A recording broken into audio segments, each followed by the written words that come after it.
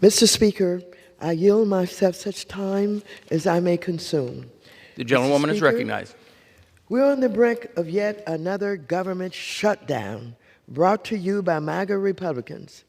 I've lost track of how many times this has happened in this Congress, and frankly, I and the rest of America are just tired. We're exhausted. There are real consequences when the government shuts down. It harms our national security, it harms our economy, and it harms service members, veterans, retirees, and vulnerable communities. So instead of working to prevent a shutdown, we're debating a bill that seeks to divide America with fake culture wars that are really about denying the real dangers posed by climate change and denying the fact that our country's rich diversity is one of our greatest resources. This bill, H.R. 4790, which I'm calling the Promoting MAGA Priorities Over Economic Growth Act, is straight out of the Republicans' Project 2025 playbook. It would restrict voting rights for investors, ban information that MAGA Republicans don't agree with, block the government agency responsible for protecting our capital markets, the Securities and Exchange Commission, from directing public companies to report critical information that impacts their bottom line, including climate risk, company diversity, and employee welfare.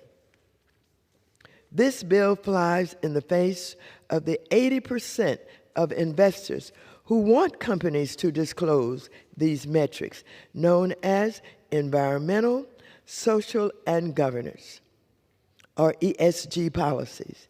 Companies that prioritize these metrics perform better financially than their peers that do not. Many studies have shown that companies that embrace the diversity of the United States outperform those that do not. Indeed, companies with the highest percentages of women board directors outperform those with the least by 53% when it comes to shareholder returns. But if we think about it, this is just common sense. When a company includes the views and perspectives that reflect the diversity of America, all of America is likely to see the value of that company. Now, when I was chairwoman of the committee, I created the first of its kind subcommittee on diversity and inclusion. We received countless hours of testimony from researchers who confirmed that embracing diversity and inclusion is not just the right thing to do, it is also good for the bottom line. It's good management. So let me go through in more detail what this bill does. First, H.R. 4790 strips American investors of their legal right to vote on and offer proposals that can influence the direction of the companies they own, particularly those related to ESG policies. The bill does this by giving management, rather than the SEC, the final say on whether a proposal gets included on the ballot at a company's annual shareholder meeting, and not just ESG proposals.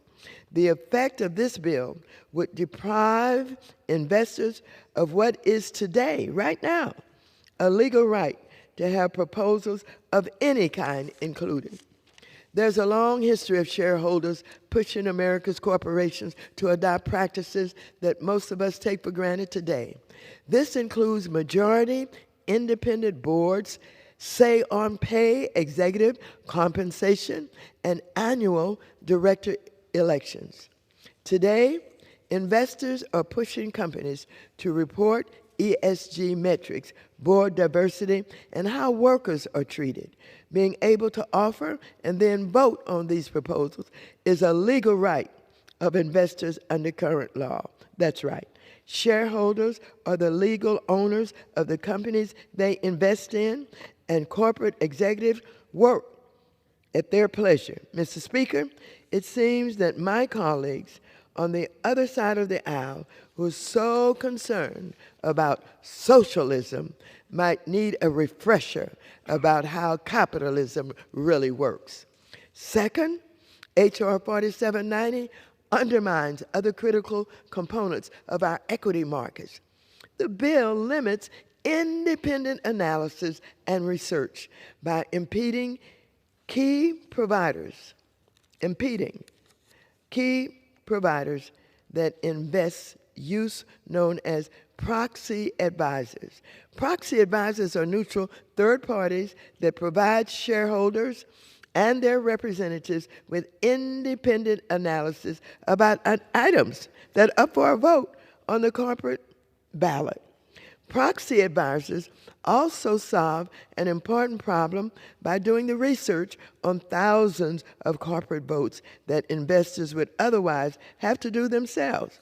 Management simply does not want ordinary investors to have this information, or it may not align with their recommendations. So to be clear, investors pay for these services and do so because they don't just want to take management's word, and they shouldn't. By restricting what analysis and research ordinary investors can purchase and use, H.R. 4790 is effectively another MAGA book ban. Third, H.R. 4790 severely limits the SEC's authority to direct companies to report data about their climate risk, diversity hiring, and employee welfare. Instead of allowing the SEC to determine what information investors should see, it is currently settled law under this bill.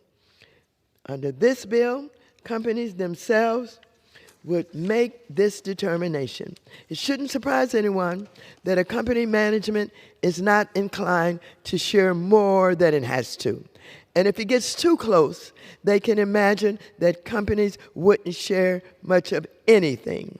Congress authorized the SEC to be the arbiter of what is disclosed because our markets only work when investors have sufficient information to make informed investment decisions. Finally, H.R. 4790 undermines the government's ability to coordinate with international partners and take common sense steps to address financial risk like those posed by climate change.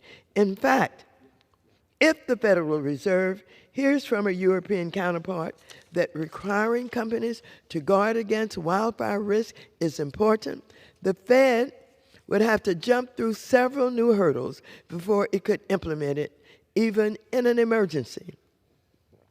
This extreme measure would even make it harder for bank regulators to encourage banks to expand small business lending, an issue I tried to fix through an amendment that was blocked. To be clear, this bill doesn't just have one or two poison pills in it. When each bill was separately considered in committee, not a single Democratic member voted for it. H.R. 4790 strips the right of investors to vote and offer their own proposals to strengthen the companies they own, strip their access to independent research and analysis about the companies they own, and strips the government regulator of its authority to compel these companies to provide the market with critical information. Is this America? I yield back the balance of my... I will reserve the balance of my... The gentlewoman from